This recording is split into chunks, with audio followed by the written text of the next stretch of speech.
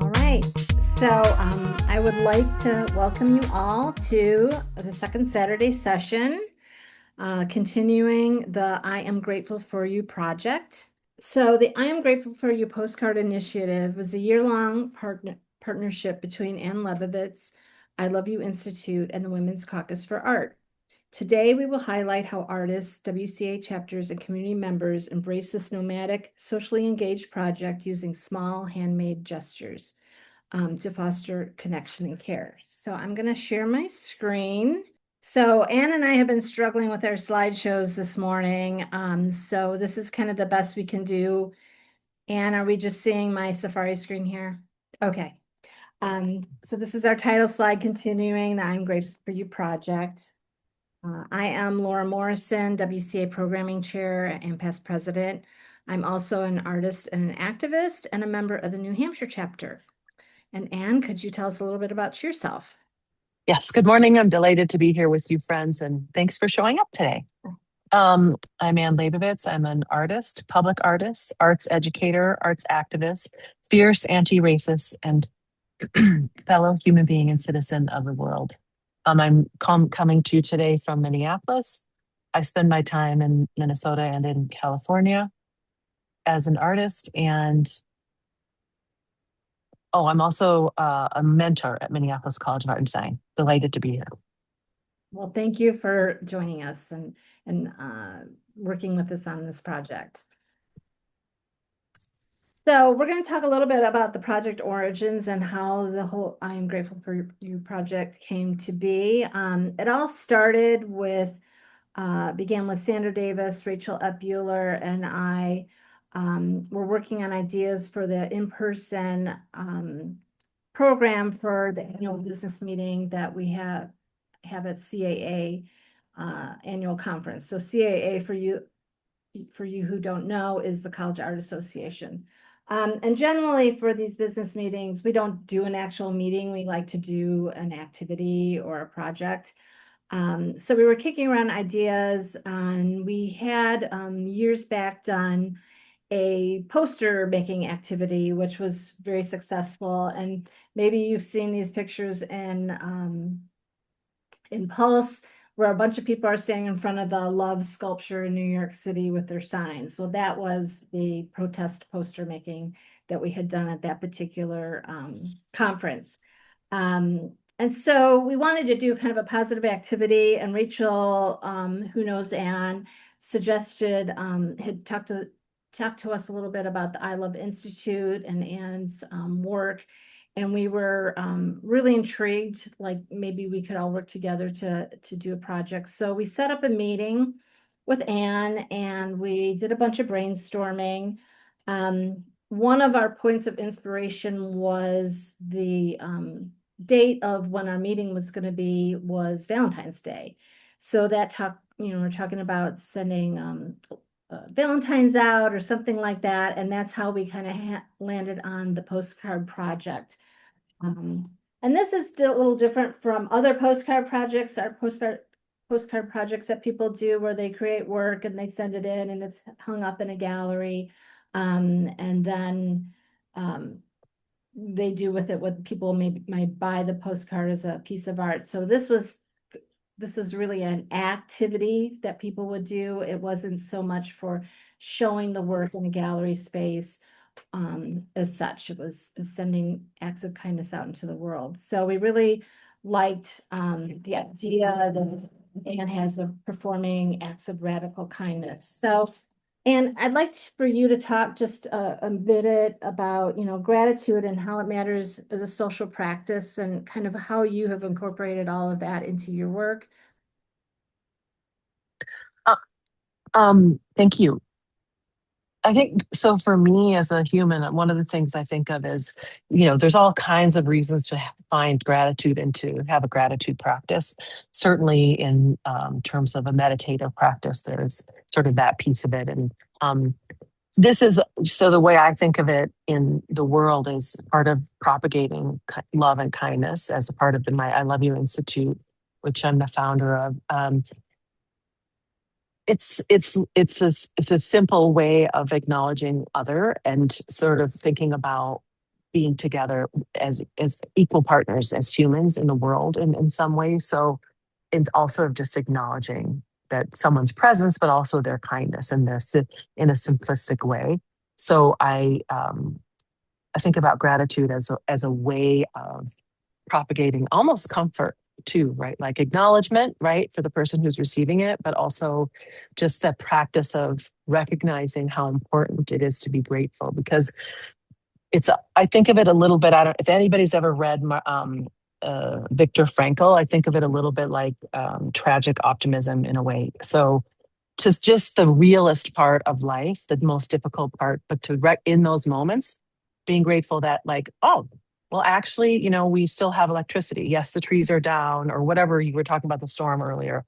Whatever thing that's happening is happening, but it actually could be worse. Or, gosh, I was having such a miserable day yesterday for maybe some really big reasons, but the person at the grocery store in line in front of me was so kind and gave me a piece of gum or I don't know what. Doesn't really matter. It matters to sort of call those things out both for our neurological well-being and also for others.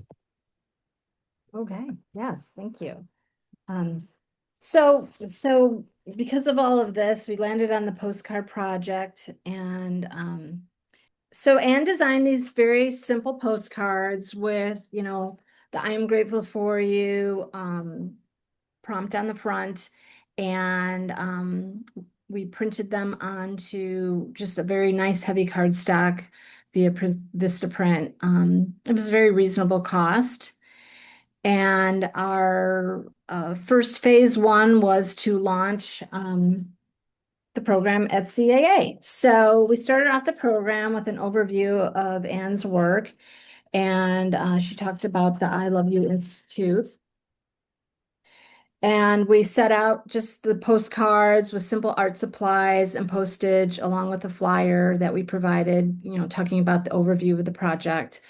The whole intention was to make this as simple as possible with as simple materials as possible so that you could use anything from, a pencil or a pen or get very elaborate and take it home and paint and do all sorts of different things with it. So we wanted to make it very accessible.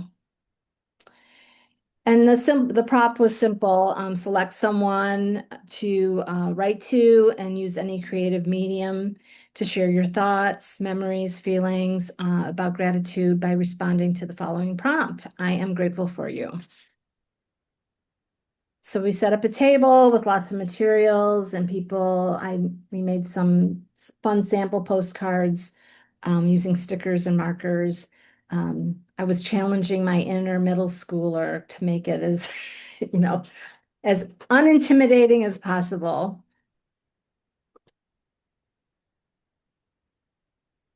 And I especially loved this postcard. I think someone from the Massachusetts chapter made this, where they incorporated handmade stickers to give out with the postcards as well, these beautiful stickers based on her artwork. So they took two of the stickers and incorporated it into their postcard, which I thought was really great.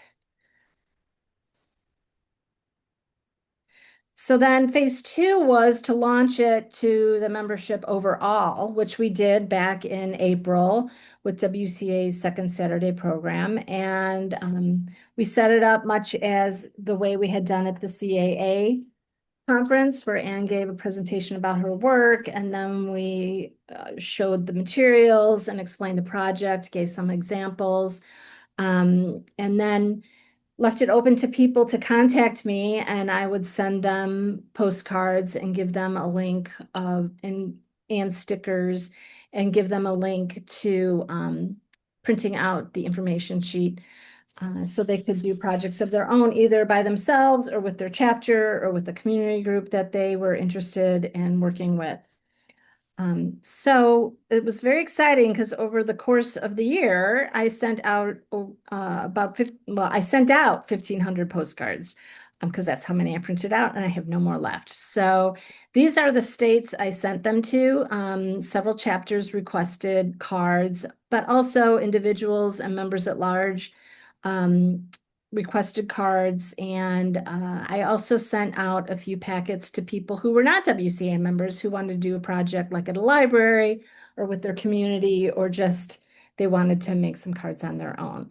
Now, were all 1,500 cards mailed out? I hope so. But we just have to know that the intention was that people really wanted to send some kindness out into the world. So I want to share, I asked when I sent them out if people remembered to take pictures, or if they had some pictures they wanted to share to send me. Now, not everyone did, but I did get a few. So here we have the Colorado chapter doing a meetup. They said they had a really great time, spending an afternoon making cards. And then New Hampshire chapter, we did two different activities. We had a community art event where we set up I think it was 4 or 5 tables with all different media at each table. So we had like watercolor, mixed media, fiber, all sorts of different things. And people could kind of do round robins and make several cards. The chapter bought stamps to send so people could send out the cards.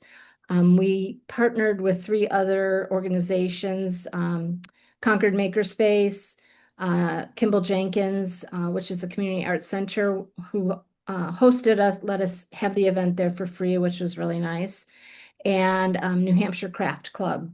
And we had food and we had drink, and it was a really nice afternoon. There had been a No Kings protest earlier that day. So a lot of people, you see some yellow t-shirts.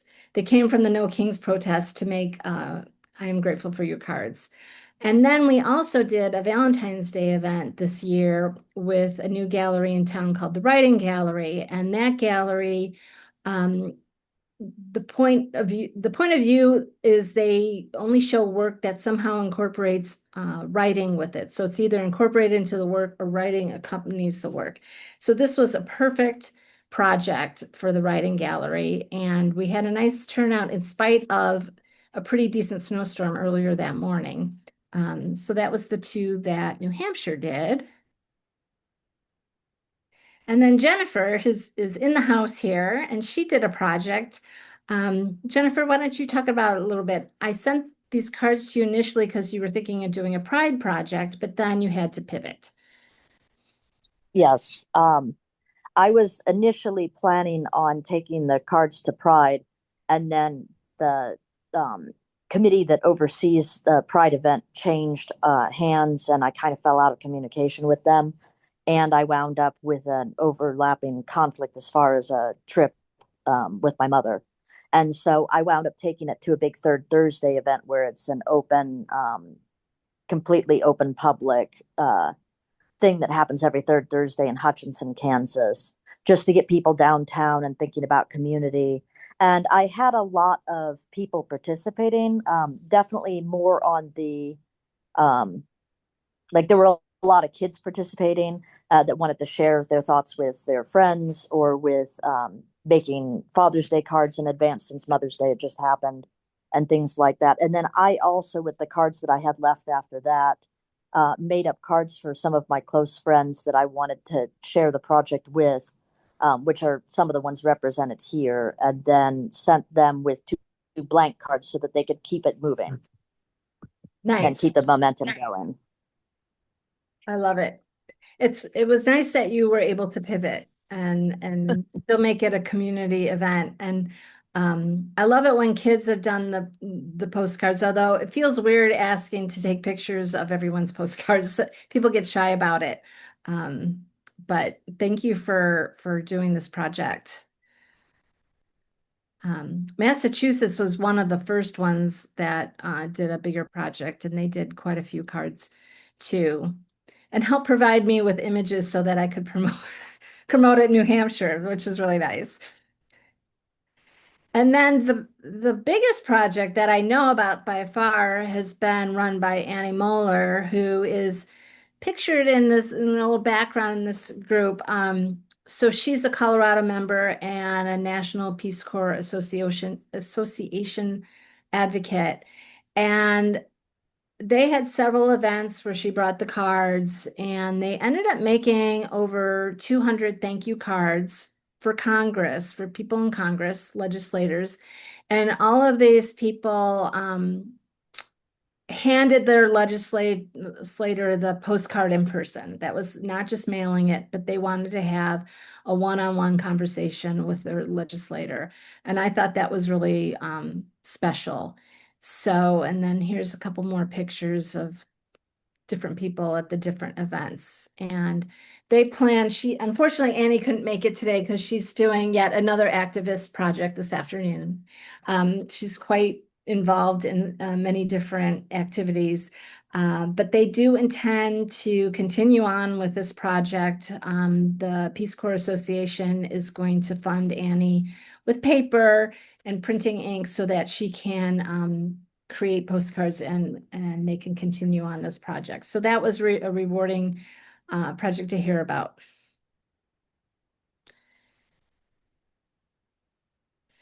So now we're going to have a little discussion, thinking, Anna and I are going to share a couple stories, but while we're talking, you would like to have you think about when was the last time you received some handwritten mail and what did it mean to you? Do you have a story to share about a special piece of mail that you've received, either now or, way in the past? Anne, you want to start with your Sure. story? So my grandmother was an artist. When I was 16, I had to go to drug treatment, and she was like, I think she literally wrote me every day for 2.5 years when I was away at drug treatment. And what was wonderful about that was she said, I don't really know what you're going through. I don't really understand. And she tried to think about ways of understanding, but she said, just read between the lines. And so literally every day I received a letter from her, literally in an envelope, folded, so a handwritten, hand posted thing.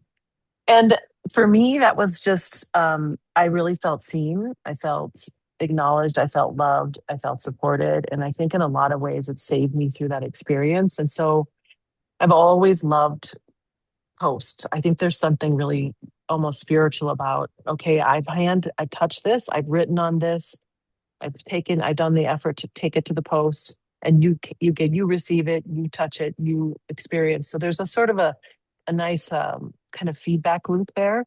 Um, and so for many, many years, I've made postcards and note cards to propagate that kind of communication to continue. So I think it's just, it's your way of loving. Like you can love someone in a way through a postcard that maybe you don't even want to talk to that person, but you can share love in a way it's a good pathway, I would say. So it's been nice for me, and I love this project. I think the other, just a reflection, I was thinking, one of the things that I love so much about being a partner with the Women's Caucus for the Arts is these postcard projects that I do with, sometimes I do with schools or with at a university or in a different social setting. It makes it so much more powerful to think about writing one postcard as a group of, you know, 1,500, because it's a more powerful, it's an action that is stronger. Even the individual action is strengthened by the group participation. So that's why I love this so much, and I'm excited to be going forward with it. Thank you. I really, that story was so touching about your grandmother. I had not a similar, I had an experience, in 2020, I was diagnosed with breast cancer, and my boss uh, arranged this writing project for people to send me cards and little things in the mail. This was, of course, in the depths of COVID.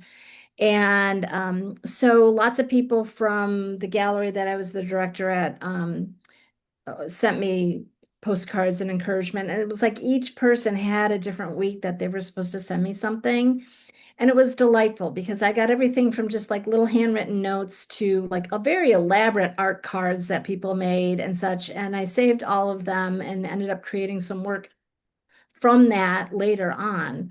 But for someone who like wasn't all that interested in receiving or giving mail, it wasn't, a big deal to me. It really made a difference in my in my outlook during the course of treatment. And this, I think, the nicest thing that anyone's ever done for me, organizing that project. And even getting cards from people I didn't know or barely knew was just as wonderful as getting something from a close friend. So that was a really thoughtful and deeply loving thing that a good friend did for me. So I'm going to stop the share for a minute so that we can share. Does anyone else have any stories where a piece of mail or a mail project was really important to them? Suzanne, you have to unmute yourself. Yeah. Sorry, I joined you late, but things That's are okay. going on in the kitchen, open kitchen. I have my parents were diplomats and they moved around the world.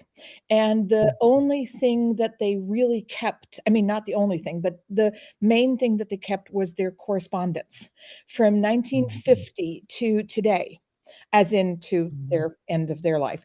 And when email started, that was kind of the end of that, sadly. But there were still handwritten things. But I have from my father to my mother when they were courting. I read all this to my mother when she was in a nursing home. So I kept her going for 7 years, reading letters, reading entire books, 2 hours a day. From the States to Germany, where we're from. So that was helping, language things. It was helping my mother's brain keep going, especially in these places they're so confined. And that probably kept her alive because it's 8. I think the average is a half a year that you last in these homes. But this card from my father that I discovered was him courting my mother. And he was using from Labovitz, which I just saw again, a sentence that he gave her gloves. He gave her gloves as a Christmas gift, as when they were courting. And my mother had frozen hands from the war, so she always wore long, beautiful, long-sleeved Gloves. Yes, sorry. And so there is that Mimi and Rodolfo singing to each other, your ice cold little hands. And so he sent her this with a very charming little card that said, I wanted to give you these gloves for your ice cold little hands, or that they won't become that. And I have to say that this little card was in my phone, and I shared it with a woman. This is very, very odd, whom I had met in Wiesbaden, my parents' hometown. And I sent her this card as look what my father did for my mother in the 50s. And this young woman had just separated from her husband, and she said, there's an address on that card from 1950, 2 or 3. And it's a certain address. Is this man from this address? And I said, oh, yes. She said, well, that's where my ex is just now staying. So this address has become, I have met other people who have lived at this address or live there now. And it's an old Victorian house, and it's now apartments, and it was 8 rooms when my grandparents were there. But this address, so the card itself has connected me to various people through my thinking it's charming, them having actual things happening with this address. So a card can combine and connect so many things, times, people, places. And the last person I met was at a wine fest last summer, and she said, I live there. And I said, not only do you live there, you live in my, and I just sat at a table, did not know that this would happen. And at the end of that wine drinking with her, she said, oh yeah, I lived at that address. We bought half that apartment. In other words, it must have been bigger. And what does the entrance of the house, what did it used to look like? And I said, oh, I will find you all these photos. And I haven't reconnected with her, but this is kind of, where this is going. So I don't know if you all have that.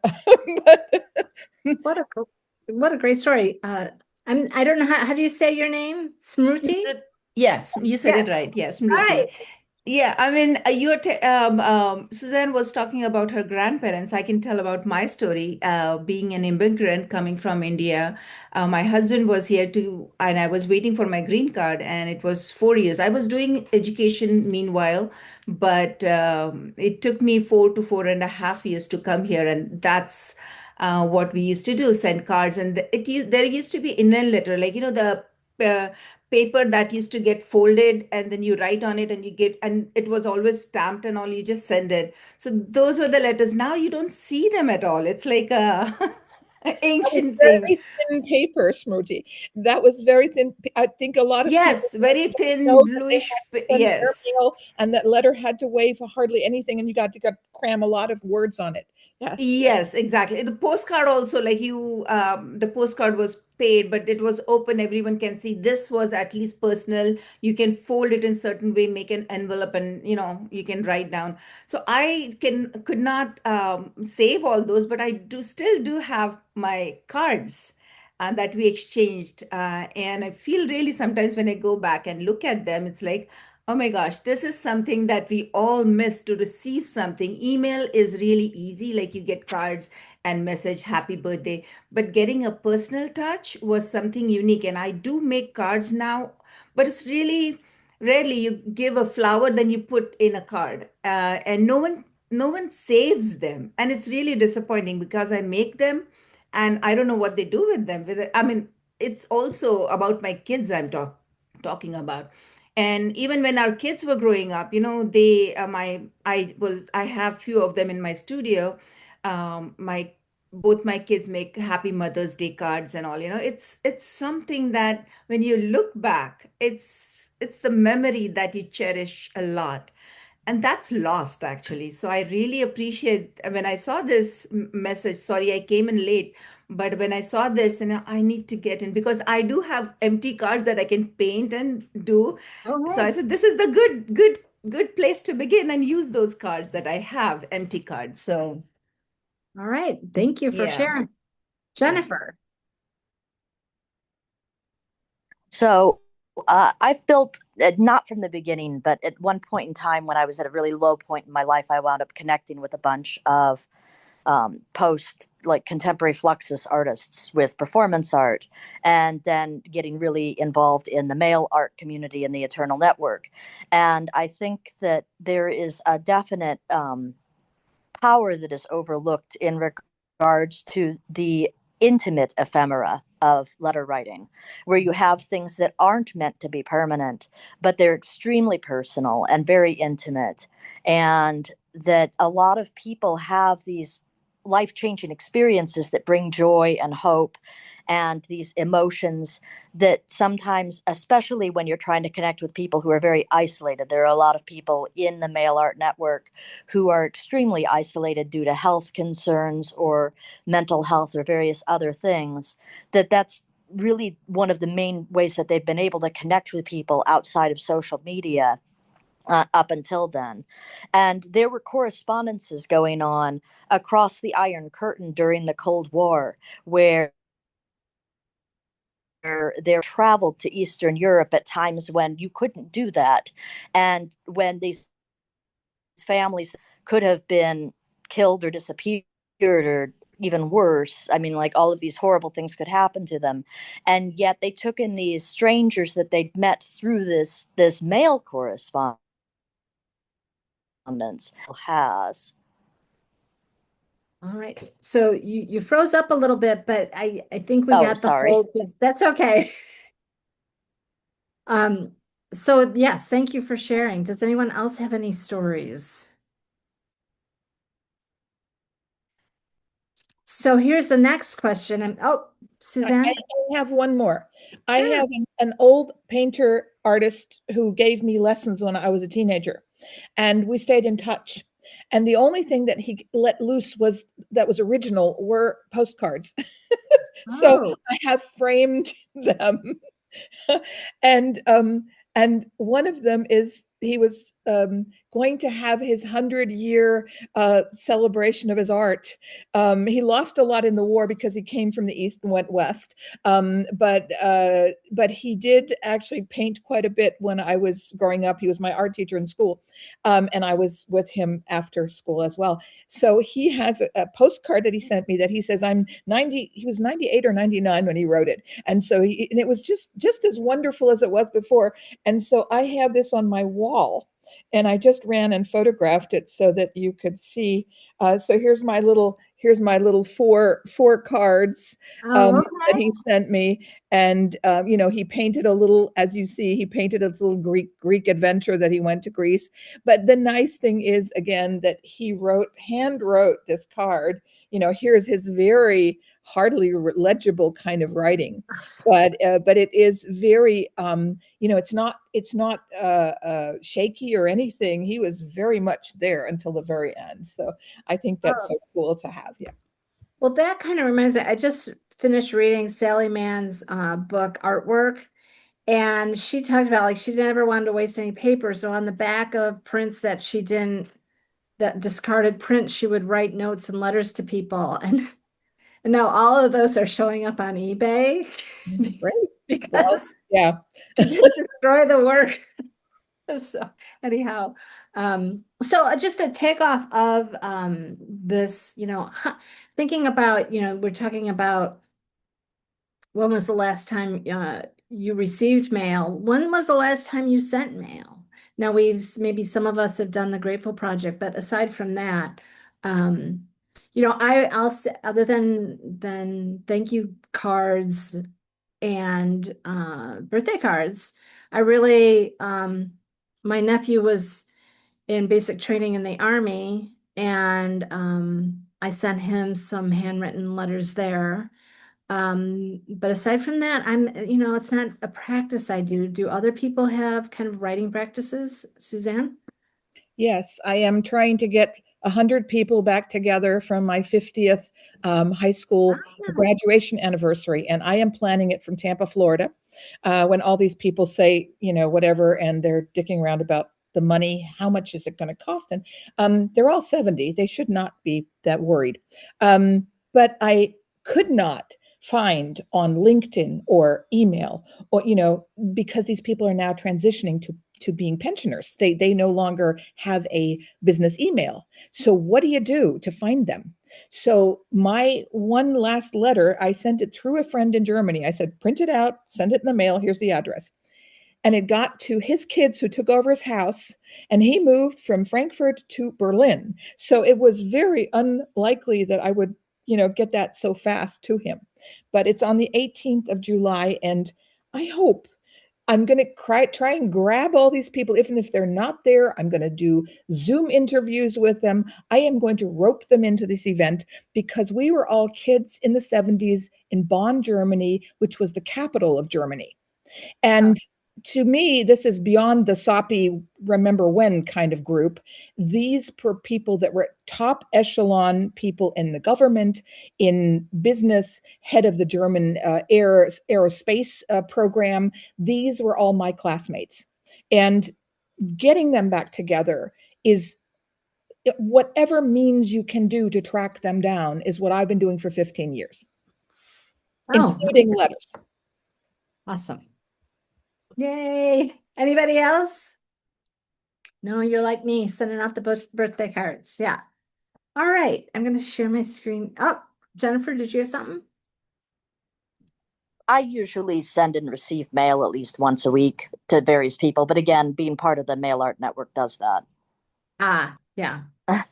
A woman in my book club, she has no computer. She has no cell phone.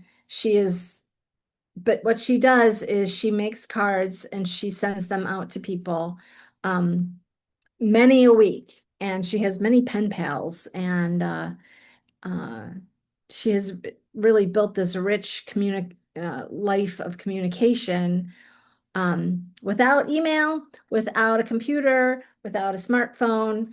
I will get a call once in a while. Could I look something up for her on my doohickey of a laptop?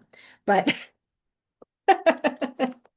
But I love the story she tells. She's a very wry, funny person, and it's fun to hear about her writing work.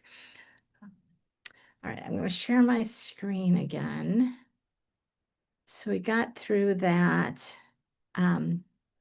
So we're just going to do a very good, kind of to launch the next phase of this project. We're just going to do a super quick exercise and take a piece of paper and just write down super quick. We'll just take a couple minutes.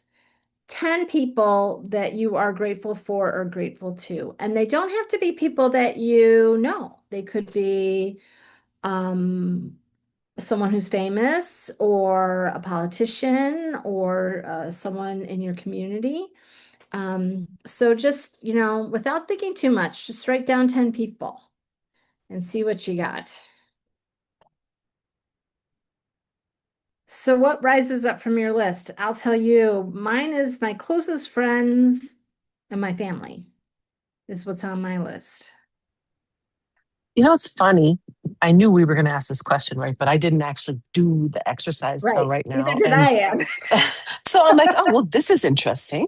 So of course I had the family, but I started out by thinking of I've had these 5 really great museum exhibitions in the last couple of years. So I thought, I'm so grateful to those curators and the museum directors, and they would be so nice to write them. So, I mean, I certainly thank them, but not necessarily in this way. So that was kind of neat to think about.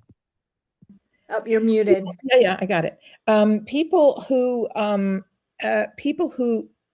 held me up when I was, from my kindergarten, from my aunt who always was lauding whatever I did. And I don't think that my parents ever did that. So they were not on my list, because the people who keep you up, who say you're great and do things are great, that's not usually in my family. Criticism is what I grew up with. That's European. Parents say this needs to be better. And so those people who said, oh, you're a godsend, or my professor for my doctorate, she said, you're heaven sent. My God, what a nice introduction. Don't you remember that? When you finally find them, I mean, that takes a while. So those are the people, that one I think is thankful for, is the people that uplift you when you're down. Absolutely. Anybody else? Sandra. I think I was on the same page that Anne is on. There's one small community gallery that has hosted an exhibition for me for the last 3 years, and we're about to do the 4th one next year. No questions asked, just am I ready? We're all set for you. And to ensure that we keep that communication, I want to make sure that I send her a little note.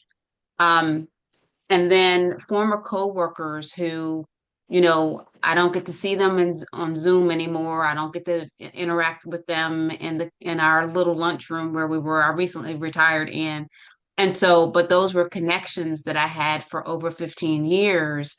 And you kind of miss that. And so I think a little note for me on a decorative card would probably lift them up a little bit, but it would also let them know that I'm missing them and thinking about them as well. Yeah. I sorry, let me switch on my video. I am actually thankful to the elementary school teacher, my daughter's Palladino, because coming from India, just like Suzanne said, teachers and parents were more strict and critical rather than telling them, oh, you did good, but you know how you can do better. And that's what I learned from them, that no, this is not right, do it again. That crude sentence and saying, oh, you did good, a kindergarten student. I mean, I learned that in kindergarten, needs that encouragement to do better rather than being discouraged, oh, I did something wrong, rather than saying, oh, I can do better. So that thing is, I'm really thankful that I learned from them, staying there, volunteering, and, positive reinforcement rather than negative way of pushing them. So, yeah. Yeah. Can I add this, that in America, Smriti, you do a sandwich technique. And because I was from Germany, what I first did is I took the middle of the paper and wrote down my criticism, and then I added the lauding at the front, and also, at the end of it you say, oh, and if you do that, you're going to get the best grade. So you're sandwiching it between the criticism into good to good, Yes. pieces of Yeah. bread in Yeah. between.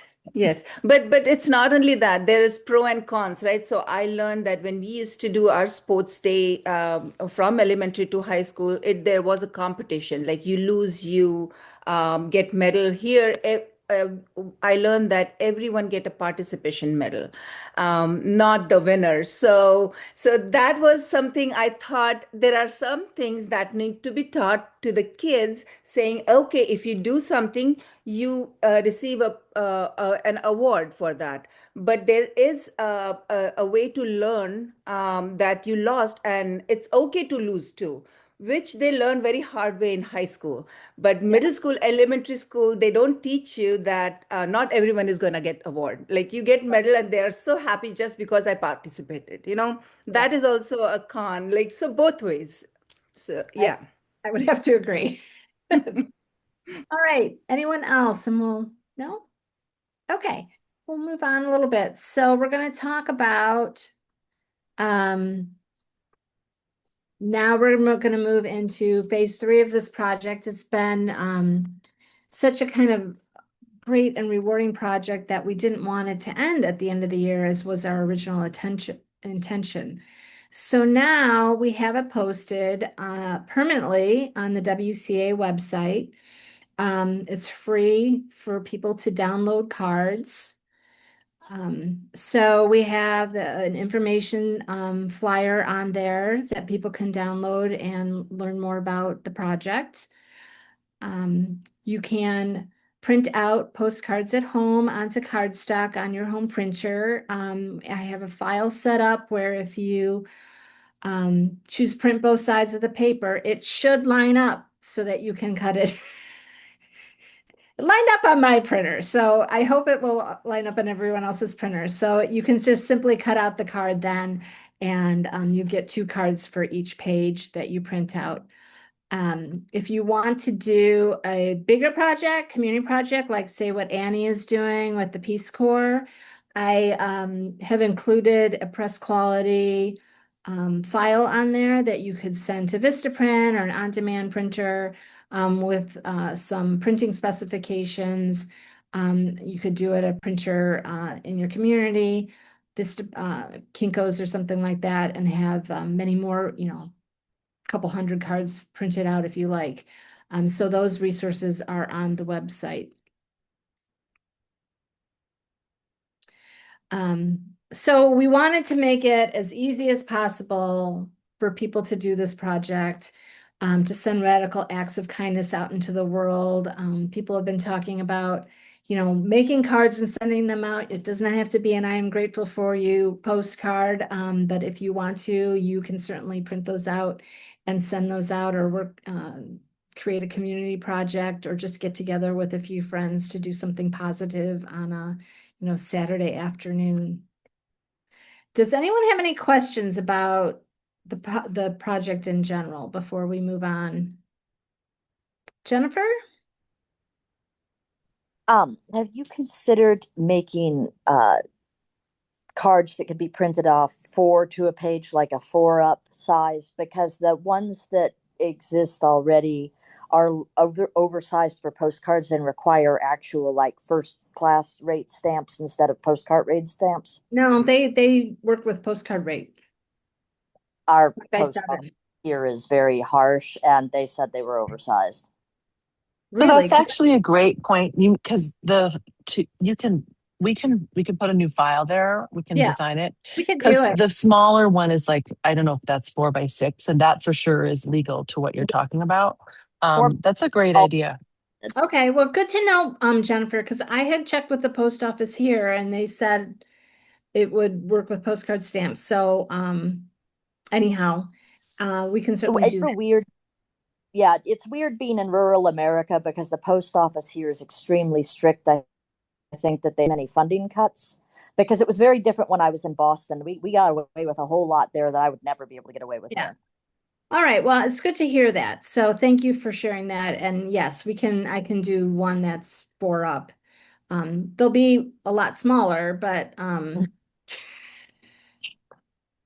or just put a regular stamp on it. But I hear what you're saying. Thank you. Any other questions? No? Okay.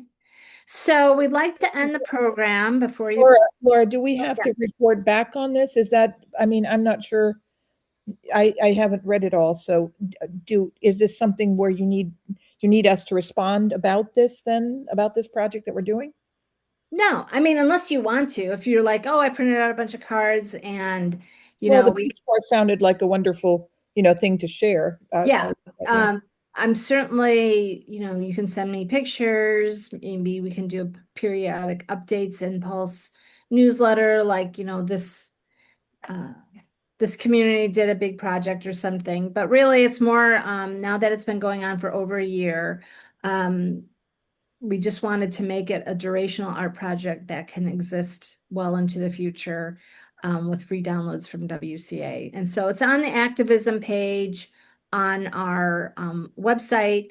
I am going to be putting it into the next newsletter, a little note with the link to the page so people will be able to see it. And, we'll do periodic links there because our website's pretty big and pretty complex. And so if you were looking for it, you might not easily find it.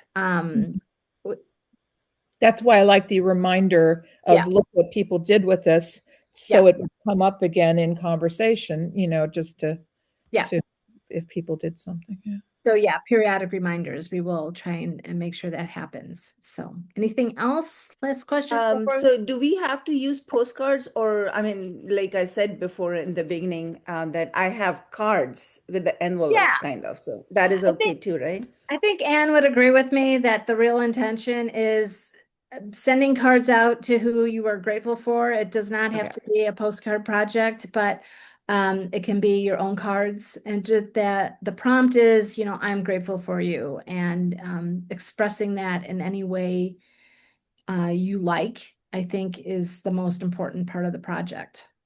So is there a page on our website that if we have a page, click on it, some of the artist work put on, I'm grateful for you kind of cards, so people can see and be kind of, want to get involved with it. So what you can do if you want to, it's in the information flyer that you can download. If you want to take a picture of it and share it on social media is one idea, and just tagging, we have the tags there for WCA and Labovitz. I'm grateful for you. So that is probably the best way to do it. Yes, great. Thank you. Okay. Anything else? Any other questions? Okay. So we're gonna move on before we go. I really wanted to thank Anne for her visionary work and partnering with WCA. It's been a pleasure to work with her. And kind of take us out, I'd like to have Anne share what she's working on now, because we started out this project with her sharing her work and information about the I Love You Institute. And so that's how we'd like to kind of end this phase of the project, learning more about what's going on with Anne. So Anne. Thank you. Well, I'm delighted. I love however you it iterates intense. If it's your post, your note cards that go in envelopes, like just propagating the ideas of gratitude and sharing is really exciting. And I'm delighted that you have your own ideas and ways of bringing it forward. I have a little tiny, quick little video or presentation, which I think I can share. Don't panic. I know it's a pretty ugly situation here. Wait a minute. I can't move it. There we go. And then we go slideshow. So do you see it and only it? And I suppose you see your faces too, huh? So this is a little intro video, and I think it, can you hear me still? Yes, we can hear you. Great. So This is a little intro video of the work that I do and have been doing the last couple of years. When even in my exhibitions, I always think of it as an opportunity to find a way to co-create with the audience, have it be place-based. So this wall is, they're not postcards, but they're artist-made squares to sort of, that's a well-being wall that we looked at there. So just to sort of think about ways in which, what does well-being mean to you? So, and ways of entering into a conversation and seeing people and having people feel seen and heard. Often with the work, I'm embedding words from interviews into something as large as this thing we're looking at here. Or working this is a great, I'm working with lots of people who are providing their input, and then their input then serves as a source material for the artworks. One of the things that I think is really wonderful about being an artist is we have the possibility to be impactful in lots of different ways. So both visually in terms of providing moments of awe and wonder for any visitor or audience to our work, and thinking about ways of kind of engaging with people through interaction, and also making artwork that can be emotionally impactful. I'm really interested in an immersive scale. So there's something is really takes over one's field of vision. It tends to have sort of it tends to provide an opportunity and experience to sort of have a color bath or experience something that may make you think, or even if sometimes in public spaces like here at the airport, maybe you don't even notice it because you're in a hurry, but you're certainly getting a color bath as you walk through that space. These are some projects that I currently have on view. This one I'm really proud to say just was acquired by the Plains Art Museum in their permanent collection. So it will remain there, which is exciting. And it's approximately 30 by 30 feet. Then we have the Minneapolis Airport, and pretty delighted to have those there because those are permanent pre-security mosaics. Beautiful. Thank you. This project, I'm so excited. So one of the big atrium pieces that I showed you, the city of Rochester said, oh, well, that came down. So they said, well, could you somehow take those works and make them into these light windows? And I do work with LED lights behind artwork, and the material that I work with is Tyvek, and it's a little bit translucent. So they sort of transform this public square outside downtown Rochester. There's a project which is ongoing. I'm currently working on, this is at the Minnesota State Capitol. Again, one of the things that I love about being an artist is I can enter into all kinds of conversations with people. So this project is about building peace, one individual at a time, through the Sister Cities organization from Duluth, Minnesota, which is where I'm from. So the sister cities are Rania in the Iraqi Kurdish region, Japan, Canada, Sweden, and Russia. And so those were like opportunities. So the exhibition went to those cities, and it also was participatory. We had 2,500 volunteers.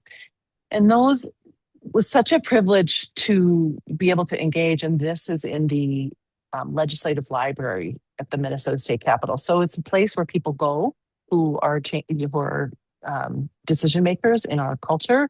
And I really feel that it's a privilege to have the opportunity to be in that space. It's up for a year, which is exciting. And there was a catalog when the initial project finished, which I thought was the end, but it turns out the project has so many legs. It actually went to Kansas. I know we have someone from Kansas on here. I went to Bethel through Rachel F. Buller, who she and I actually went to graduate school together.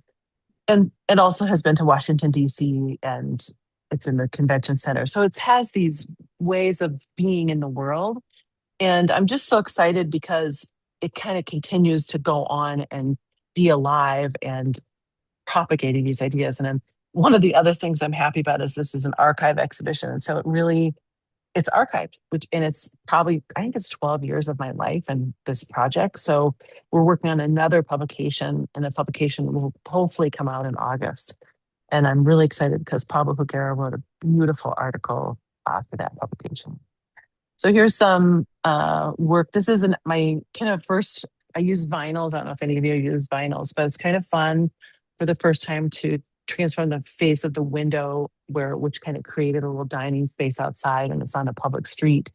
This is adjacent, that project, also in Duluth, Minnesota, using the Tyvek and embracing words. And this for me was interesting because I wrote my own story about growing up in Duluth on Lake Superior. This is sort of about the motion of the lake, which is often a recurring theme in my practice.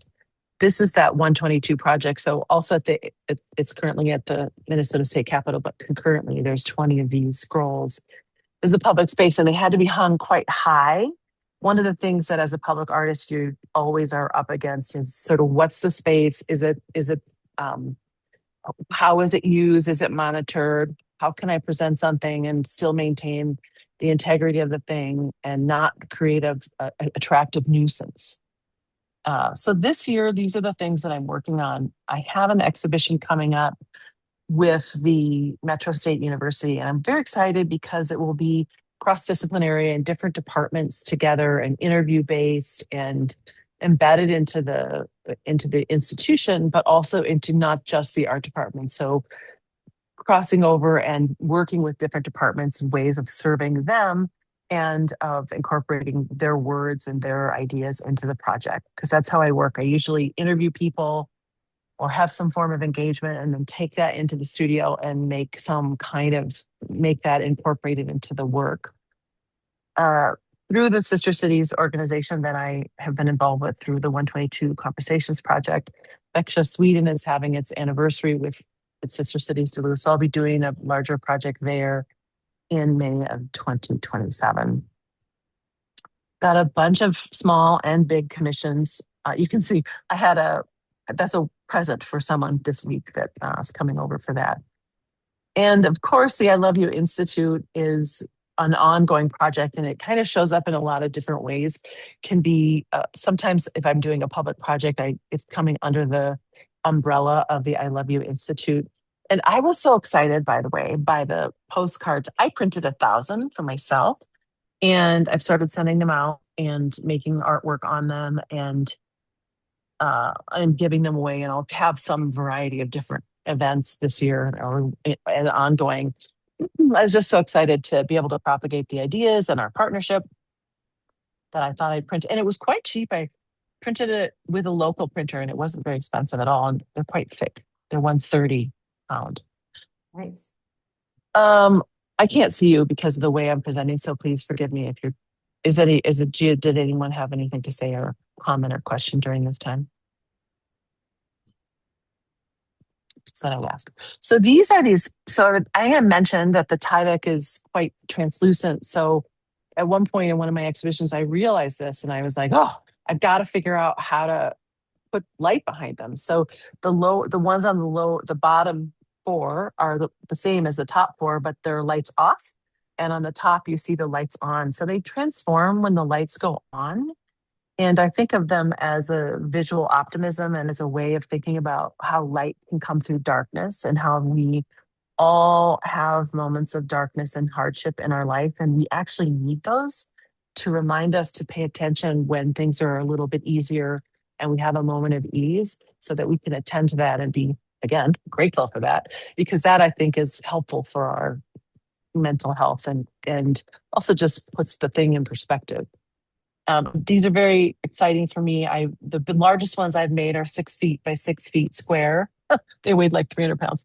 These are babies. These only are like 1 foot by 1 foot. And it took me 2 years to figure out how to make them, how to actually have light behind them. So they are sitting on these plexiglass structures, like a vitrine. And because I have a plexiglass fabricator now, I can make almost anything. And so I have these are a series that I'm working on and thinking about. These are artist books that I work on. So when I travel, which I do a lot, I can make these because they're tiny. They're like under 3 inches by 3 inches. And they're all on this beautiful Reeves VFK. And I paint these with no words usually. And they are sort of a loose reference to the landscape or the sky and a way of both kind of archiving my life as I go through the world. And they're also, you can pick them up and open them. And so these I decided to try the grid. I had done some towers, but now I'm thinking, okay, well, they're kind of like a painting, right? So I'm making these are babies as well, and I have some bigger ones, but they take a lot of books. I'm working on making the books. And Monday, this piece that's on the table here is 8 foot wide and it's by 13 feet. And that work and another one that's 8 by 6 feet will be installed at the Minnesota State Capitol in the mother's room. So it's interesting. They have a room where people who work in the Capitol can nurse or they can pump, or it's a quiet room if somebody needs a quiet room. And so it's not that huge, but it does have tall ceilings. So it'll sort of, in a way, provide space because it's sort of cloud ash, water ash, and also just provide this kind of sense of containment and calm, which I'm really excited about. Super appreciate your listening, and I'd love to hear if you have any comments or questions or ideas for me. I'd love to hear from you. My website is here. I'm on Instagram. Feel free to say hello. Feel free to tag.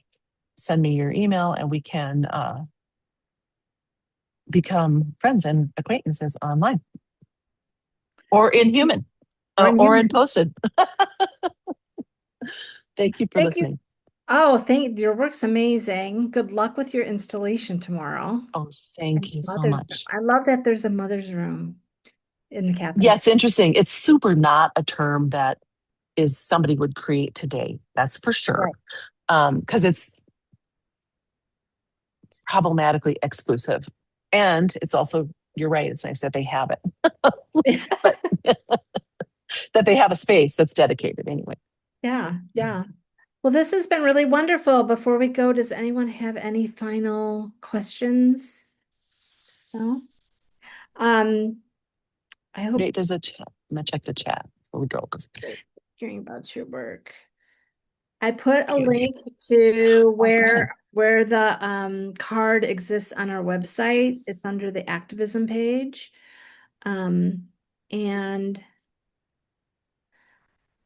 also our next second Saturday program, and I'm shout out to Sandra Davis because she's going to be doing this one, is we're going to be taking a look back at the WCA Independence for Whom exhibition that is now up in Washington, D.C. area at the workhouse.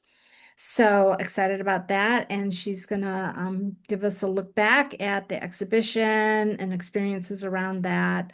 Our WCA art gathering will be the week before the reception, or the weekend of the reception. So feel free to join us all for the opening in DC. Sandra, you want to have one final pitch? I'll share with you really, really quickly. Traffic is horrible in the DC area. And the second day after install, there's a short distance between coming out of Virginia going into Maryland, and we call it the American Legion Bridge. And for some reason or another, everything just sort of converges into this whatever. And I was in the car for like an hour and a half doing like 5 miles an hour. And I said to my husband, I think I have PTSD. I'm sitting in the car. It wasn't moving. But anyway, with all that said, for those who are traveling out of town, we booked a hotel that's very near the gallery space. We're also going to be very fortunate. The Workhouse Arts Center also has a second Saturday sort of celebration thing kind of going on. So the night of our reception, there'll be open studios and all kinds of crazy fun stuff happening all at the same time. So for those who may not know much about us, they're going to be on the campus. They'll be going through the gallery spaces at that time.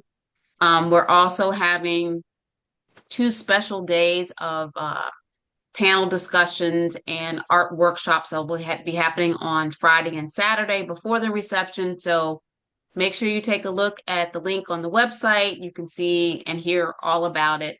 But I'm super excited. The work is incredible. It definitely engages in conversation about this current environment that we're in politically, as well as things that are happening environmentally. And so the name of the show is called Independence for Whom, because that was a question that I had, like, who are we actually celebrating this year? And what are we actually celebrating? So the artist answered that question in such amazing ways, and I can't wait for people to see it. Exciting. So thank you everyone for joining us. Thank you, Anne. I'm happy. Can I just say something? sure. I just have, first of all, thank you for that, Sandra, and I'm going to send that to some folks in DC. I appreciate it. I got the link in here. But I also just want to say, Laura, you are completely delightful to work with. Oh, right back You there. have you just have such a big spirit. You're so capable, and just your initiative and planning and preparing the beautiful slide deck and taking on so much responsibility. It is a delight and a privilege to work with you. And I just want to say thanks. Oh, well, thank you so much. I really enjoyed working on this project with you and Sandra, and it's been a very rewarding experience. So let's just keep on going. Send those Keep it going. radical acts of kindness into the world. Thank you for everyone for joining us, and have a wonderful rest of your summer. Bye, everybody. Thank you. Thank you.